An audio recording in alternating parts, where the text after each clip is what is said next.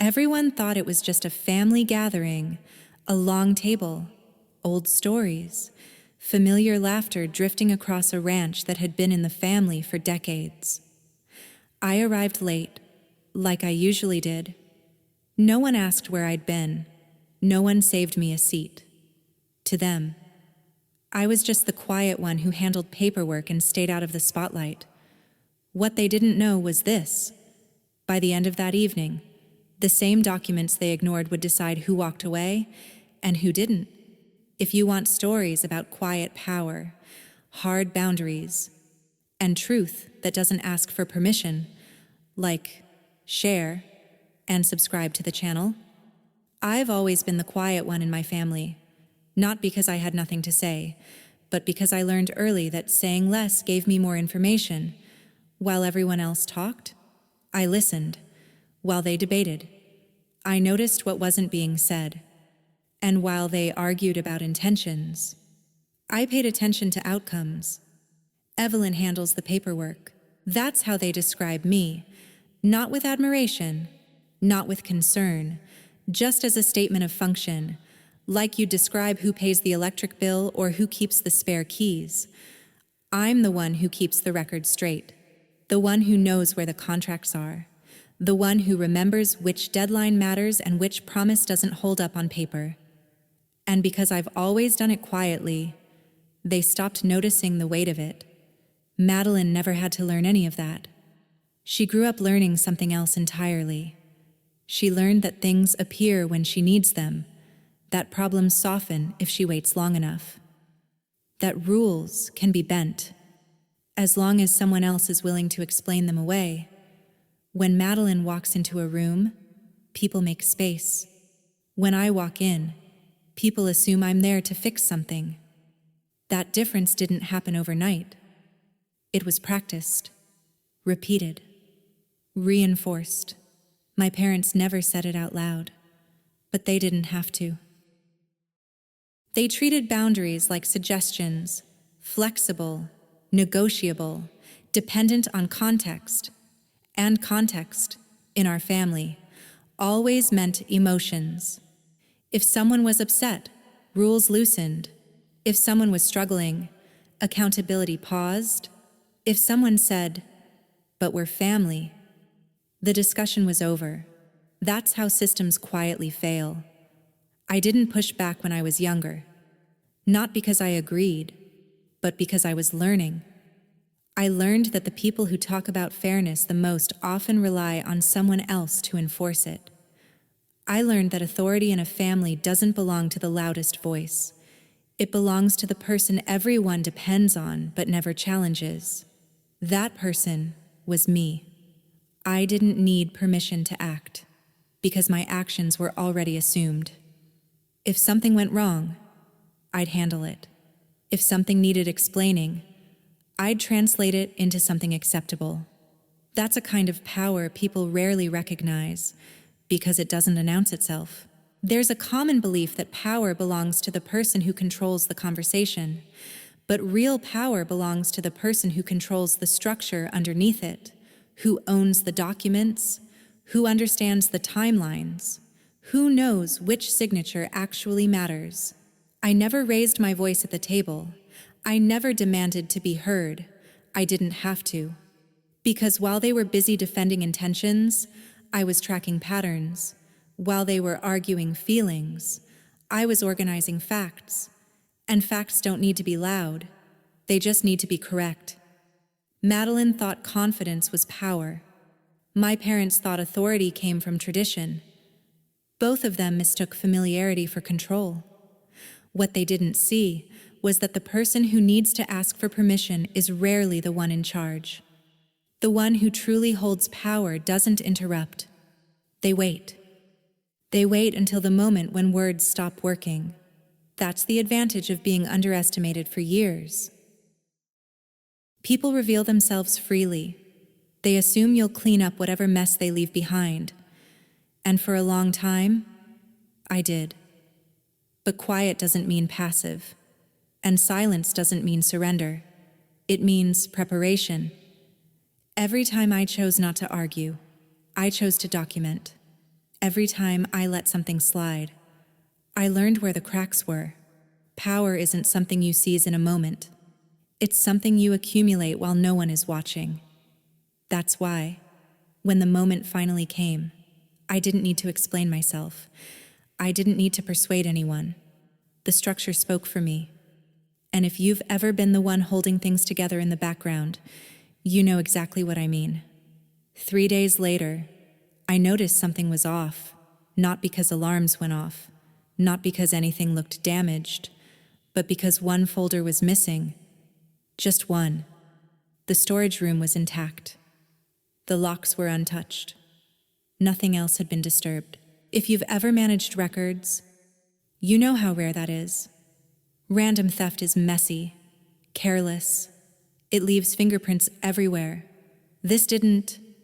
One file, one specific file, removed cleanly, like someone knew exactly what they were looking for. I didn't confront anyone. I didn't raise questions at the table. I didn't even check the cameras right away. I closed the door behind me and sat down. Because panic is useful only when you don't understand what you're dealing with. And this wasn't panic territory. This was pattern territory. People like to believe that wrongdoing starts with a bad moment, a lapse, a mistake. But mistakes don't come with precision. A person who slips up opens the wrong drawer. They grab too much. They hesitate. A person with intent doesn't. They go straight to the shelf. They bypass what doesn't matter. They take the one thing that does. That difference is everything. I replayed the last few weeks in my head. Who had been asking questions that didn't sound like questions? Who suddenly knew terms they'd never used before? Who had started talking about things they shouldn't even have known existed? Madeline had been curious lately. Not openly, just casually. She'd mention storage, ask if old records were still relevant, joke about how complicated everything had become. She said it lightly, too lightly. People don't joke about what they don't understand. They test boundaries. And boundaries don't disappear overnight. They erode, one exception at a time. One rule bent just this once. One reassurance that it's fine because we're family. That's how people learn they can take without asking. This wasn't a spur-of-the-moment decision. It was the result of years of reinforcement. Madeline didn't wake up one day and decide to cross a line. She grew up watching lines move for her. Every time something went wrong, someone else smoothed it out. Every time she overstepped, it was reframed as stress or pressure or misunderstanding. No consequences, no correction. That teaches a very specific lesson, not that rules don't exist, but that rules apply to other people. So when the file disappeared, I didn't ask how. I asked who had learned that taking was normal. I checked the access logs later that night, not because I needed confirmation, but because documentation matters. There it was, a clean entry, a timestamp that matched a window when the house was full and no one was paying attention. Whoever did this didn't sneak in under cover of darkness. They walked through the front door. That's what people do when they believe they belong everywhere. I didn't react the next morning either. No confrontation, no accusations. I let the silence do its work. Silence makes people uncomfortable when they're hiding something. They fill it with explanations. They volunteer details you didn't ask for.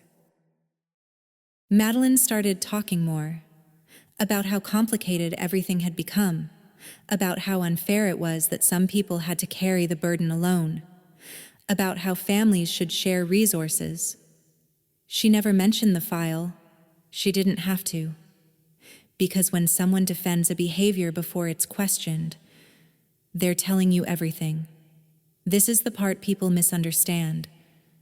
They think restraint means hesitation, that waiting means uncertainty. It doesn't. Waiting is how you let a story complete itself. If I had stepped in too early, it would have looked like a misunderstanding, an overreaction. something we could smooth over with a conversation and an apology, and the lesson would have been the same as always, that someone else would absorb the impact. Instead, I watched the pattern settle. I watched confidence replace caution. I watched explanations turn into assumptions. I watched entitlement harden. That's when you know it's no longer a mistake. It's a system. A system where one person takes, another covers, and everyone agrees not to name it. I wasn't angry. Anger narrows your focus. It makes you loud. I needed clarity, so I documented everything: timelines, access points, behavior shifts, not because I planned to accuse anyone, but because when people act with intent, they create evidence. They can't help it. Every prepared action leaves a trail. Every calculated decision depends on assumptions, and assumptions are fragile. Madeline assumed no one was watching. She assumed familiarity meant immunity.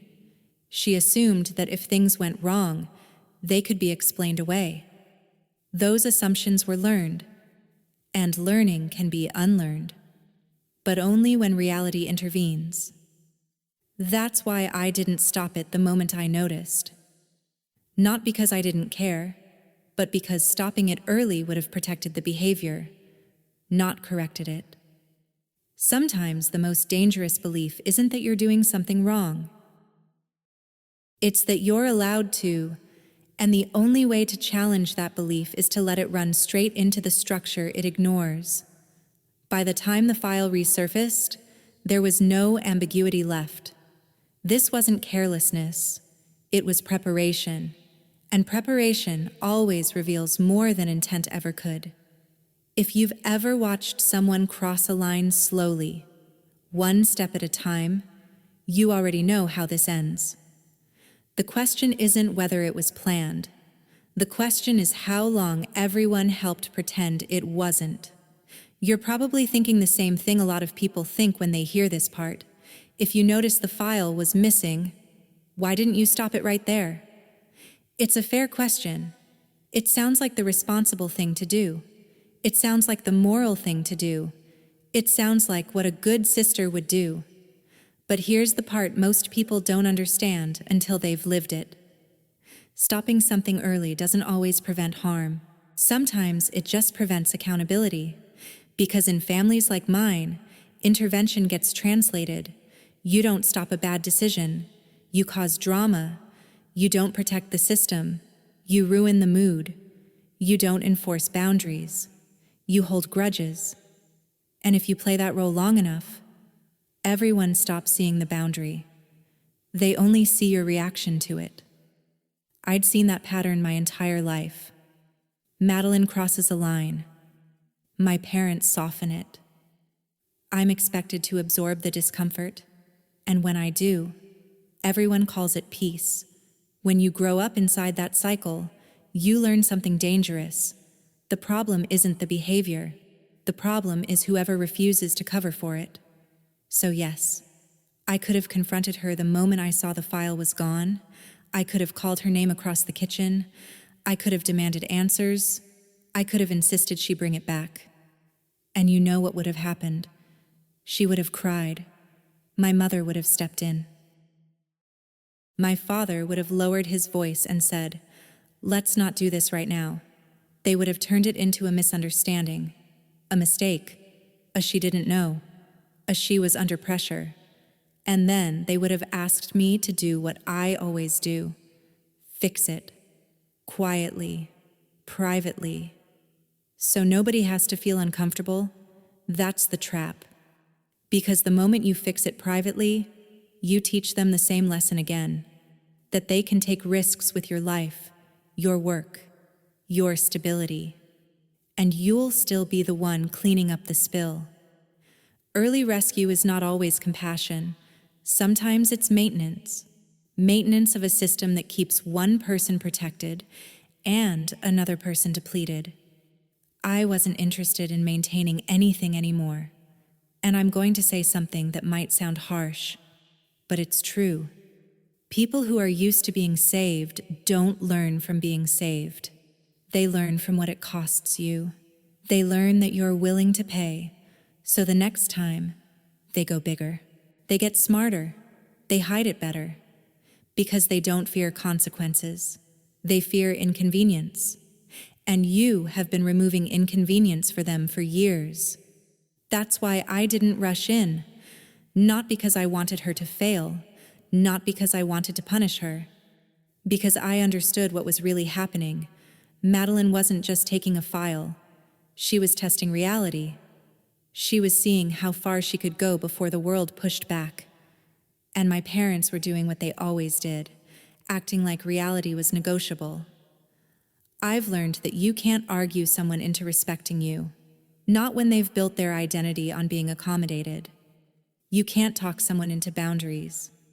You can't explain your way into being treated like a person. If someone sees you as a resource, your words won't change that. Your behavior will. So I let the situation breathe. I let the story complete itself. I watched where the file would surface. I watched who would celebrate it. I watched who would defend it before anyone asked. Because when people believe they're untouchable, they stop being careful. They display what they took. They tell on themselves. They assume the world will bend the way our family always bends. That's when the truth becomes undeniable. And once the truth is undeniable, it can't be smoothed over with a hug and a promise. That's the difference between a family conversation and a real boundary. A family conversation ends with feelings. A real boundary ends with consequences. I didn't need my sister to understand me in that moment. I needed her to finally understand something bigger than me, that there are lines you don't get to cross just because you share a last name. Because here's the final piece. If I had stopped it early, I would have protected her from reality again, and that would have made me part of the problem, not by intention, by participation. Sometimes love isn't stepping in. Sometimes love is stepping back and refusing to be the net. Because if you keep catching someone who keeps jumping, you're not saving them. You're teaching them that gravity doesn't apply. And sooner or later, gravity always collects its debt. So I waited, not to be cruel, to be clear, to end the cycle in a way no one could rewrite. And when the moment came when that file showed up in the open, there would be no more room for she didn't mean it. There would only be what was true. At 7:18 that evening, Madeline raised her glass. She stood near the fireplace like she owned the room. Not in a loud way. In the way people do when they've been taught the room will always bend around them. Everyone was smiling. My mother's smile was the widest. My father looked proud in that quiet, satisfied way he saved for public moments, the kind of moment you don't interrupt. I didn't move right away. I watched the rhythm of the room the way I always did. Who leaned in? Who laughed a beat too late? Who kept glancing toward Madeline like they were waiting for her cue? Then I stood, not dramatically, not angrily. I just pushed my chair back, walked to the sideboard, and picked up the gray sealed file box I'd brought with me. It wasn't heavy, but the room changed the second people saw it. They didn't know what it was, but they knew what it wasn't. It wasn't a gift. It wasn't decoration. It wasn't something you bring to a celebration. Madeline's eyes flicked to it for half a second, and then she smiled harder.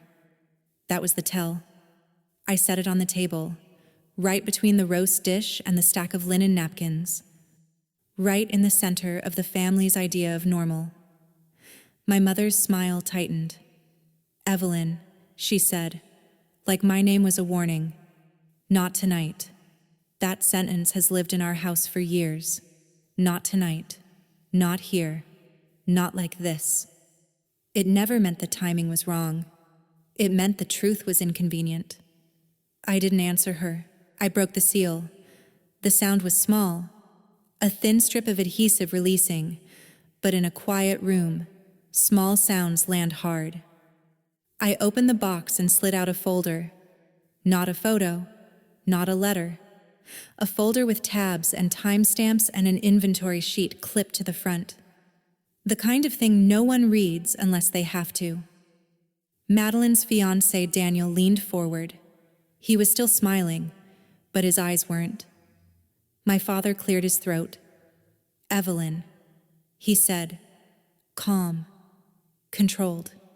"What is this?" I looked at him, and for a second, I almost admired how practiced he was. He could ask a question like it was neutral, even when he already knew it wasn't. "This," I said, "is the file that was removed from my storage room. No accusation, just a fact." My mother's hand went to her chest, like she was bracing for impact. Madeline laughed lightly. "Okay," she said. And that was her gift. That casual confidence, that assumption that the room would protect her from consequences. I didn't match her energy. I turned the folder so the top page faced the table. A simple log, date, time, access entry, the chain of custody worksheet beneath it. Paper doesn't argue. Paper doesn't yell. Paper just sits there and waits for someone to read it. My father's eyes went to the page, and his expression shifted not into anger, but into calculation. He understood numbers. He understood documents. That's why I kept my voice steady. Only one item was taken. I said, "Not random. Not an accident." One. Madeline's smile stayed in place. My mother stepped forward, already building the story she was going to tell. "Sweetheart," she said to Madeline, soft and soothing, "if you moved something, you can just put it back. We don't need to make this formal. That was her word for consequences. I looked at my mother, then back at Madeline. "Where is it?" I asked. Madeline lifted her chin. "It's safe," she said. "Relax." She said it like she was calming a child. Daniel glanced at her, then at the file, then back at her again. He was doing the math in real time. My father spoke next. "Evelyn," he said, "whatever this is, we can handle it privately." Privately. That was his word for burying it. I nodded once. "I'm sure you would prefer that," I said. "But you can't handle it privately?" I slid out the next page. Not dramatic, not fast, just one page at a time. That's how you move a room from emotion to reality. "This file," I said, "is tied to a review that's already in motion." I didn't say where. I didn't need to. A review in motion means the clock is ticking. With or without you. Madeline's eyes narrowed. "You're being ridiculous," she said. "You're acting like I stole state secrets or something." She tried to turn it into a joke. So I made it simple. "You didn't take money," I said. "You took documentation." The room went quieter. Because money is something families argue over.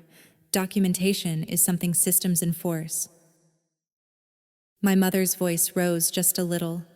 "She's family," she said. "She didn't mean any harm. She probably thought I held up a hand, not to stop her, but to signal that the conversation had changed. I'm not discussing what she meant," I said. "I'm discussing what happened." My father stared at the folder like it might change if he stared long enough. "Evelyn," he said again, slower now. "What are you trying to do?" I didn't answer the question the way he wanted. I answered it the way the situation required. "I'm putting the record back where it belongs," I said. Madeline's smile finally slipped. "Are you seriously doing this right now?" she hissed, low enough that most people couldn't hear, but close enough that I could. That was the first time she sounded afraid. Not of me, of the fact that the room wasn't bending. Daniel shifted his chair back slightly, an instinctive movement, like he wanted distance without making it obvious. I noticed. Because people always reveal their priorities when risk enters the air. My mother looked at me like I'd betrayed her. My father looked at me like I'd broken a rule. But the truth was, I hadn't broken anything. I just stopped pretending their rules were the only ones that mattered. I took out the final sheet, a summary page with signatures, names, initials, a timeline of transfers. The kind of page that doesn't exist in family conversations, only in systems that track responsibility. This is what's going to happen, I said, still calm. You're going to return the file. Tonight. Madeline opened her mouth to speak, but my father cut in. And if she doesn't, he asked. That was the first honest question of the night. I looked at him. Then this becomes a matter of record, I said. Not a matter of family. My mother whispered. Evelyn. My name again, like a plea. But please don't change paperwork. Madeline's face hardened into something childish and defiant. You can't do that, she said. You wouldn't. And in that moment, I understood the depth of what she'd learned. She didn't believe I wouldn't do it because it was wrong. She believed I wouldn't do it because I was assigned the role of forgiving her. I didn't argue with her. I reached into my pocket, pulled out my phone, and placed it face down on the table. Not to intimidate anyone, just as a signal. A small action that said, this isn't a debate anymore. Then I looked at Madeline. Bring it back, I said, or we stop calling this a misunderstanding. The air felt heavier, but nothing had exploded. No screaming, no tears, just the slow collapse of a story my family had been telling for years. That love means no consequences. That tradition outranks truth. That the loudest emotions get to decide what happens next. They were about to learn something else. That once the system is on the table, feelings don't get the final vote. At 9:41 p.m., my father asked for the folder. Not Madeline. My father. He reached across the table with the same calm he used when he signed checks, approved repairs, and ended arguments with a single look. I didn't hand it to him. I slid it 6 inches closer, enough for him to read, not enough for him to control. He glanced down, then up at me. Where did you get this? He asked. I held his gaze. It was always here, I said. You just never looked for it. Madeline was still standing. Her glass was half lowered now, forgotten in her hand. She looked between us like she was watching a game she'd been sure she could win. My mother tried again. Evelyn, please, she said. This is humiliating. Humiliating. That was her word for public consequences. My father didn't flinch. He tapped the top page with one finger. This access record, he said, doesn't prove anything. I nodded once. You're right, I said. Not by itself. Then I slid out the next page. A transfer sheet. Not a dramatic reveal. Just paper. But the air changed anyway, because there was a signature on it. His. My father's eyes narrowed, the way they did when he was reading fine print. Madeline leaned in. What is that? She asked, too quickly. I didn't answer her. I pointed to the signature block. This is the authorization form that lists storage classifications, I said. It's the form that tells someone what exists, where it sits, and how it's labeled. My father's jaw tightened. He didn't deny it was his signature. He didn't have to. It was unmistakable. My mother stared at the page like it was written in another language. My father kept reading. He didn't look angry. He looked cornered. Not because of Madeline, because of himself. Madeline's voice sharpened. Dad, she said, why is your name on that? He didn't answer her right away. He looked at me instead. And in that moment, I understood something I hadn't fully allowed myself to say. This didn't start with my sister. It started with a door being left unlocked on purpose. My father set the paper down carefully, as if careless movement might make it worse. I signed a stack of documents. He said, measured. A long time ago.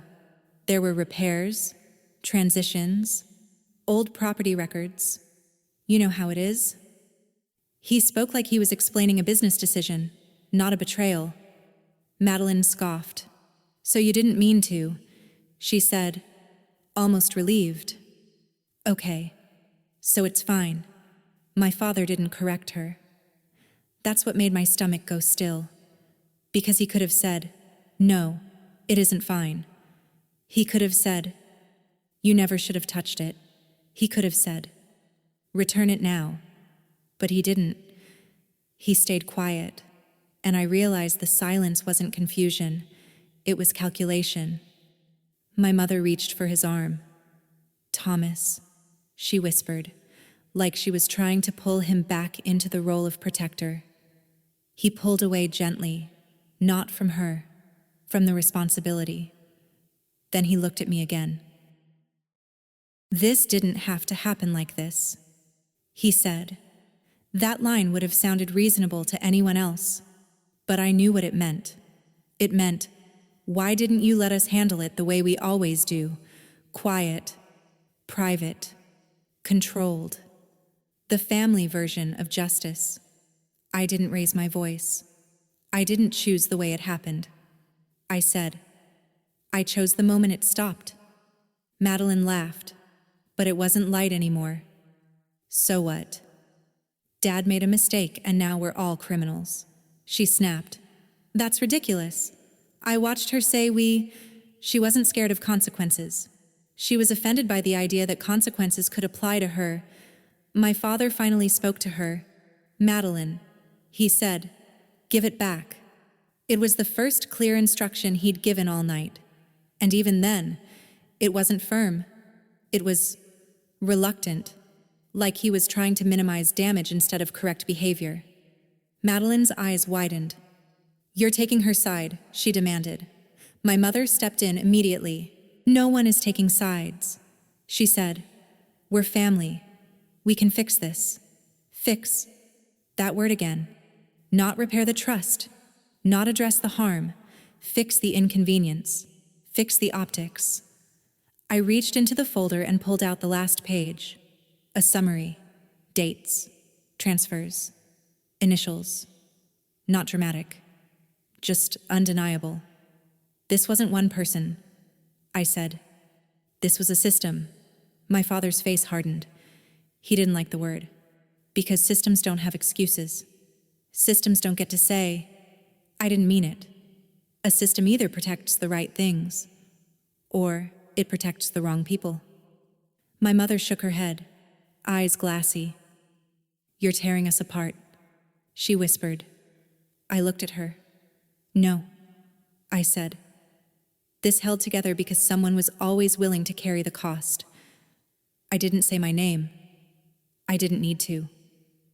My father stared at the papers longer than he stared at me. Then he exhaled slowly, through his nose. A small sound, a signal. The kind of signal he used in meetings when a decision had been made. What do you want, he asked. That was his instinct. Turn it into negotiation. Turn it into an agreement. Turn it into something he could sign and control.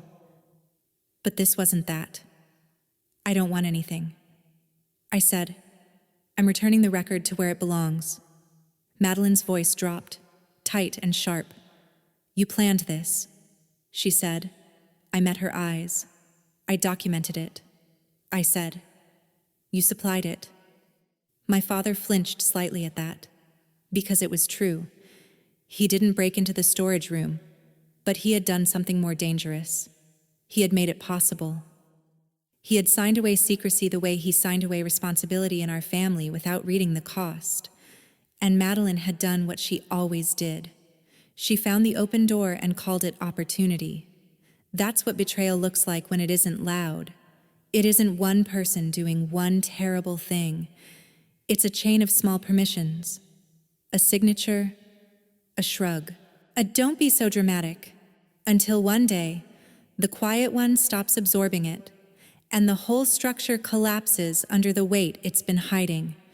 At 11:06 p.m., I stood up from the table, not because anyone told me to leave, not because the room kicked me out, because the conversation had reached the place it always reaches in families like mine. The truth is on the table, the damage is visible, and instead of accountability, the room starts negotiating comfort. My mother was still whispering solutions that weren't solutions. My father was still looking for a way to handle it without anyone outside the family knowing. Madeline was still standing there, watching to see who would blink first. I didn't blink.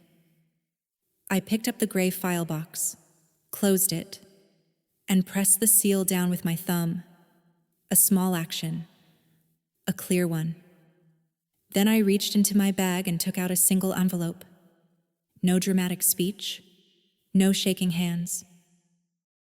Just an envelope with my name printed neatly on the front and one line beneath it. Property access revocation. I slid it across the table toward my father. He stared at it like it was an insult. It doesn't have to be like this, he said. That sentence is the backbone of a lot of toxic families. It doesn't have to be like this, as long as you keep accepting it. I nodded once. You're right, I said. It didn't. Madeline scoffed. Oh my God, she said. You're being so dramatic. Dramatic. That was the family's favorite word for boundaries. My mother's voice cracked. You're going to walk out over paperwork, she asked. I looked at her. No, I said. I'm walking out over the fact that paperwork is the only thing you respect. Silence landed. Not the kind of silence that happens when people don't know what to say. The kind that happens when people know exactly what to say, and they don't want to admit it. My father finally picked up the envelope. He didn't open it yet.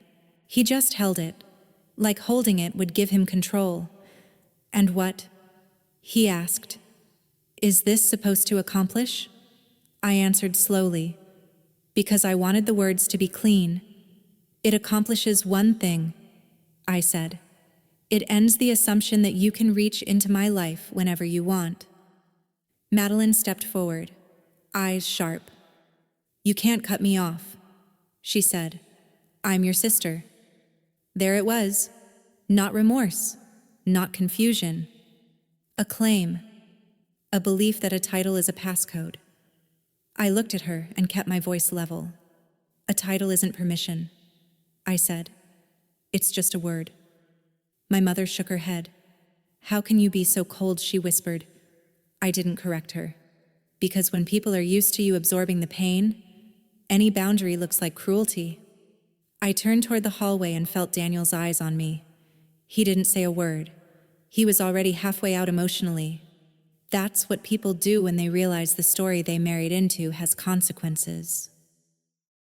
I walked to the coat rack by the front door, slipped my arms into my jacket, and tightened the strap of my bag. Then I paused. Not for them, for myself. Because leaving a room is easy. Leaving a role is harder. I heard my mother behind me. Evelyn, she said again. Please, just talk to us. Talk. That was always their request. Because talking keeps things floating. Talking keeps things blurred. If you keep talking, you never have to decide. I turned back for one moment. Not to argue. To be precise. I did talk. I said, for years. Quietly. In the ways you didn't have to listen to. My father's voice changed. Less controlled now. You're making a mistake, he said. You'll regret this. Regret. That was the weapon they used when control started slipping, as if the only reason someone would hold a boundary is because they haven't thought it through. I nodded. I've thought about this longer than you think, I said. Madeline laughed again. but it sounded thinner now. "You're acting like a victim," she said. "Like we did something to you." I didn't answer that directly, because the answer would turn into a debate, and I wasn't there to debate. I was there to end a pattern. So I said the simplest truth I had. "You didn't see me as a person," I said. "You saw me as a utility." The room froze. Not because it was dramatic, because it was accurate. People can tolerate anger. They struggle with accuracy. My mother's eyes filled. But tears aren't proof of change. They're proof of discomfort. And discomfort is not the same as accountability. I opened the door. Cold air rushed in from the desert night, dry and sharp. I stepped onto the porch and pulled the door closed behind me. The latch clicked. A small sound. A final one. In the quiet.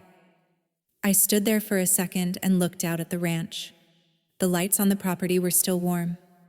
The porch swing still moved slightly in the wind. Everything looked normal.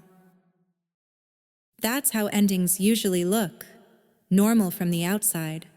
Then I walked to my car. I didn't slam the door. I didn't speed away. I just sat down, started the engine, and let the headlights cut through the dark. Because cutting someone off doesn't feel like victory. It feels like choosing to stop bleeding in a place everyone insists is home. And if you're listening to this and something in your chest feels tight, I want you to hear me clearly. Sometimes the hardest thing you will ever do is stop being the person who saves everyone. You'll be called selfish, cold, ungrateful. Not because you did something wrong, but because you stopped doing what kept everyone comfortable. You can love people and still refuse to be used. You can care about someone and still lock the door. You can forgive someone and still stop giving them access. That isn't punishment, it's self-preservation. And if you've ever had to walk away from someone you wanted to keep, you're not heartless. You're learning what real responsibility looks like. Not responsibility for their feelings, responsibility for your life. 3 days later, I was back in my own space. The locks had been changed. The access logs were clean. No alerts. No notifications. Silence. That's usually when people start asking the wrong question. They don't ask. Was this necessary? They ask. Was this moral? Because cutting someone off is often framed as a failure of character, as if endurance is virtue, as if staying is proof of goodness. I've learned that's not how the human mind works. Psychology doesn't measure morality by how much pain you can tolerate. It measures health by how well you regulate exposure to harm. There's a concept clinicians talk about quietly because it makes people uncomfortable. It's called self-protective disengagement, not rage, not hatred, disengagement. It happens when the brain recognizes a repeated threat pattern and decides to stop negotiating with it. Not out of cruelty, out of survival. When someone crosses your boundaries once, that's an event. When they cross them repeatedly, that's a pattern. And patterns change the nervous system. Your body starts reacting before your thoughts do. Your shoulders tighten. Your breathing shortens. Your mind stays alert even when nothing is happening. That's not love. That's chronic threat exposure. For years, I told myself I was being patient, understanding, strong. But strength that requires self-erasure isn't strength, it's delay. There's another mistake people make. They think cutting someone off means you've decided they're evil. That's not true. It means you've accepted that they are unsafe for you. Those are not the same judgment. You don't cut ties because someone is bad.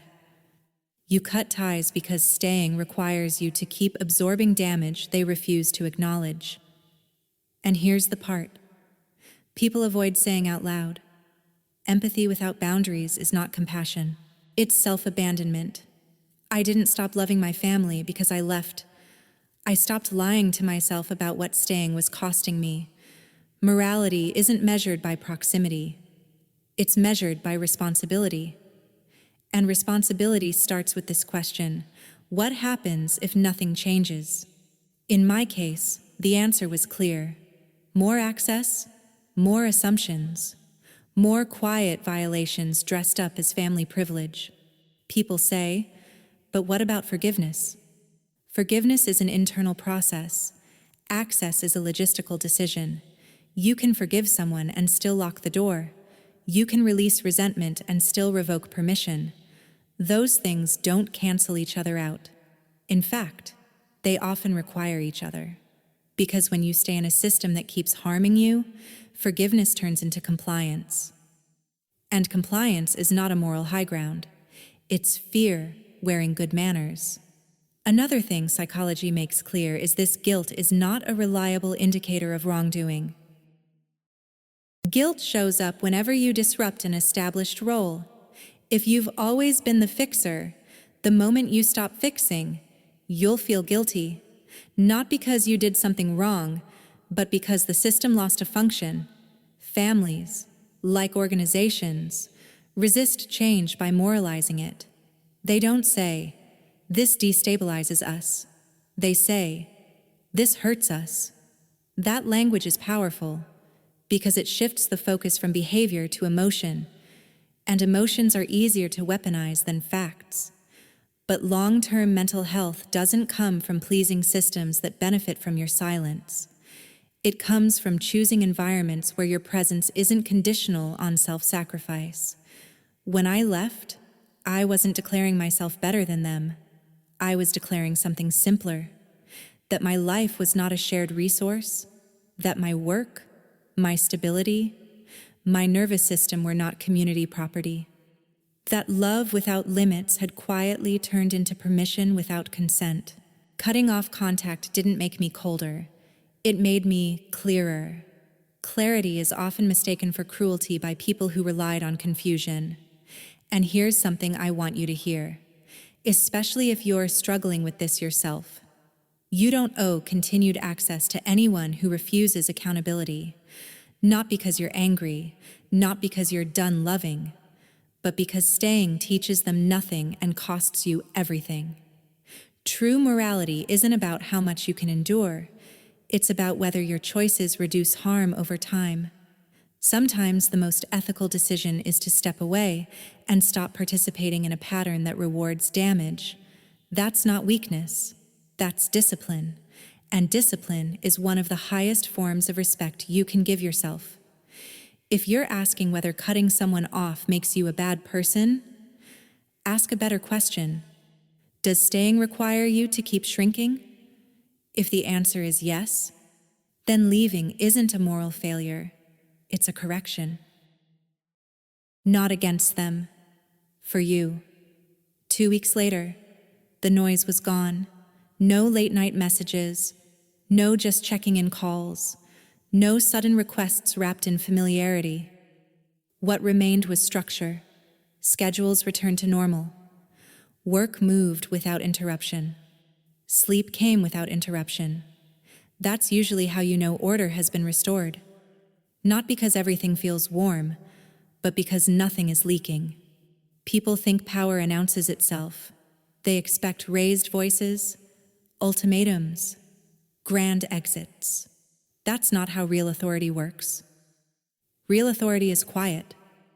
It shows up as locked doors that stay locked, as systems that don't bend under pressure. I didn't win that night because I spoke the loudest.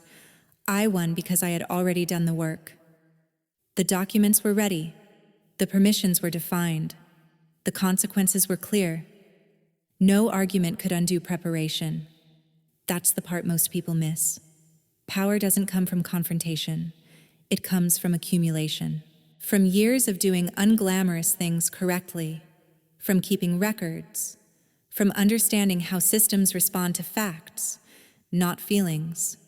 In families, in companies, in institutions, the same rule applies.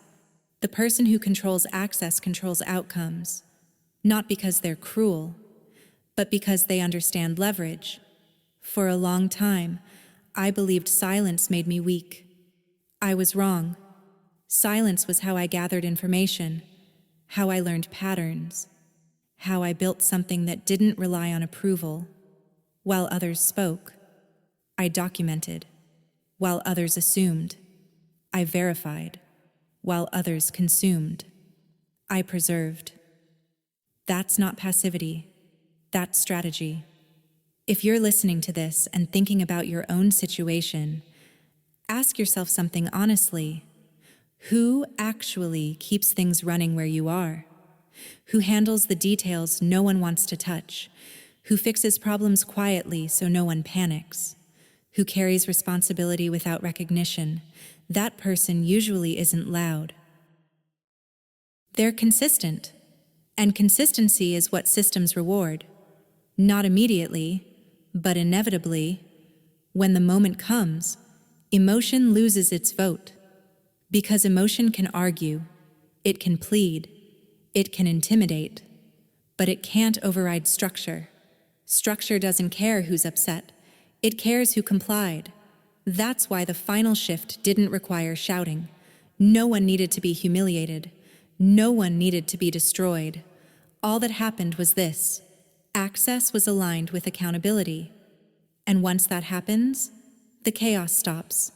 Some people mistake that for coldness. It's not. It's maturity. It's understanding that love without limits turns into entitlement, that empathy without structure turns into exploitation. Boundaries don't end relationships. They reveal which ones were real. After everything settled, I didn't feel triumphant. I felt steady. And steadiness is underrated. It doesn't trend. It doesn't go viral in real life. But it's what allows you to build a future that isn't constantly under threat. If there's one thing this experience confirmed, it's this: you don't need to announce your power. You need to design your life so it doesn't require defense. Quiet systems outlast loud intentions, and order doesn't come from force. It comes from clarity, discipline, and time. If this story made you pause and think about your own family, your workplace, or the roles you've been carrying silently, you're not alone. And if you want more stories like this, stories about quiet strength, boundaries that hold, and power that doesn't need permission, take a moment to like the video, subscribe to the channel, and share it with someone who might need to hear it. Sometimes the most important conversations don't start with noise. They start with recognition.